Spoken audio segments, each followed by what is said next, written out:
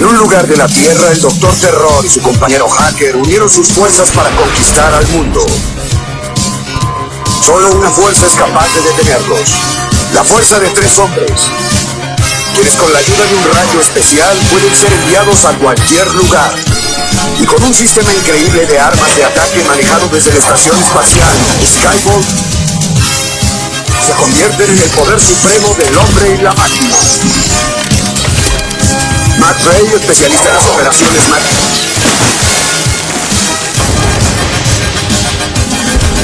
Jake Rowell, especialista en las operaciones terrestres. Y Ace McCloud, especialista en las operaciones aéreas. Han unido sus fuerzas contra el líder y son los Centuriones.